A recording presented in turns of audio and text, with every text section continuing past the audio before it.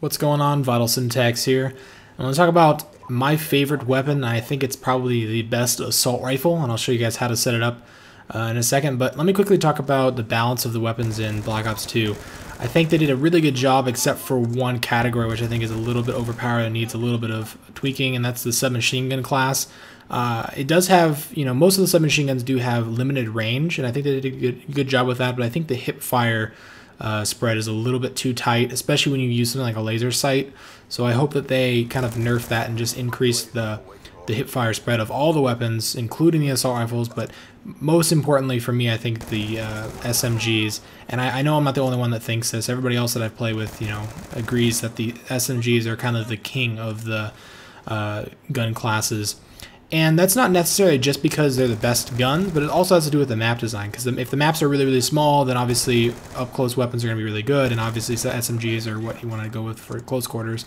Whereas if you have a large map, something like an assault rifle or a sniper rifle might be a better option. So I think it also has to do with the map design. But hopefully that's something they can balance out, because I do feel like that's something that needs to be tweaked, and I know a lot of other people do as well.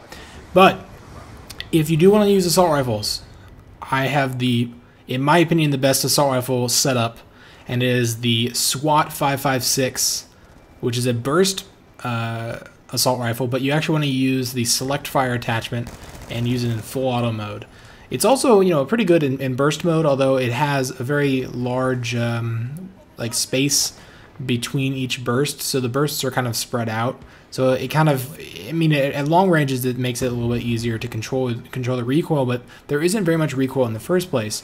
And one of the reasons why I think this gun is the best assault rifle with this loadout, with you don't necessarily have to use all the attachments I'm using, but the select fire really is the key component, and using it in full auto. I personally also like to use the laser, just because hip fire, once again, this game needs to be tweaked a little bit, and right now it's kind of the way to go.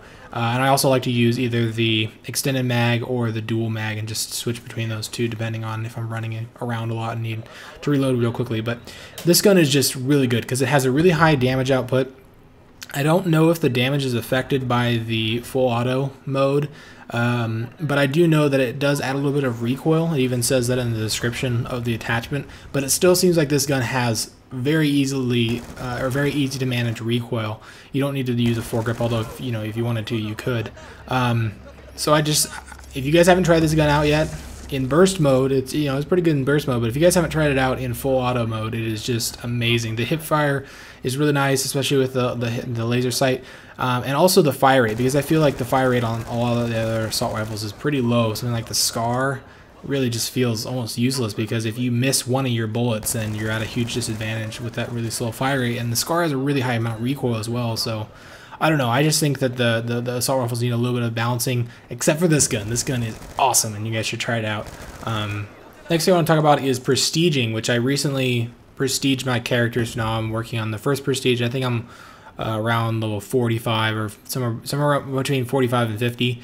So I'm almost getting ready to prestige again, because the level cap is 55 for each prestige. And they've changed a couple of things, and they've given you a couple of incentives to prestige. So the first one is that you get a permanent unlock token. So this token can be used one time. You get one per prestige, and if you use the token on any item, then that item is unlocked no matter what level you are. So say, for example, Ghost. This is typically the one that people have been getting with the permanent unlock. Although, to be honest, I don't really use Ghost that much. So anyway, what it allows you to do is, let's say Ghost.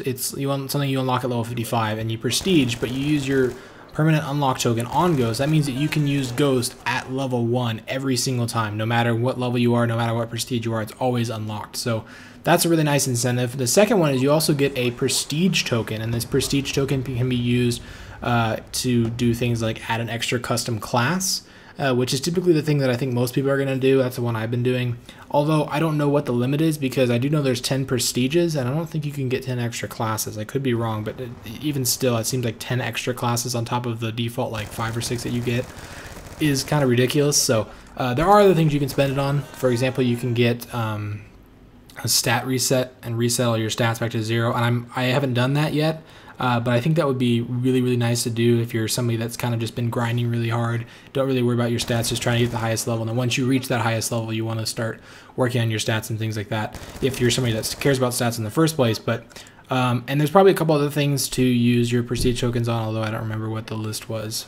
The last tip or suggestion I want to talk about is how to get the best connections, the best games, and the least amount of lag in Call of Duty, because that's something that everybody always complains about with Call of Duty and any first-person or multiplayer game in general. And this is actually a tip I saw somebody else do on YouTube, so you might have already seen it before, but regardless, if you haven't, all you need to do is when you're looking through the list of game types, you know, like Team Deathmatch, Domination, all that stuff, on the bottom right corner of your screen, you'll see a little thing that says search settings, and depending on what console you're on, or if you're on PC, it'll be a different keystroke. So just press whatever it tells you to press, and now bring up a list of things like normal, best, or fastest, and that basically will determine what games you join based on ping. So if you do best, that means it's only going to find games and only put you in games where you have a good connection. Typically it's a 4-bar connection, sometimes you'll get a 3-bar connection, but most of the time it gives you a 4-bar connection, which is really nice. But it's also slower. Sometimes it's really, really slow, especially if, you know, the game type doesn't have a lot of people playing in it. Whereas if you wanted to go with the other ones, you're going to get into a game faster, but you might end up with a higher ping and more lag, you know, to deal with. But anyway, if you guys enjoyed the video, feel free to give me a like or a favorite. Remember to subscribe for more videos, and I'll see you guys in the next one. Bye.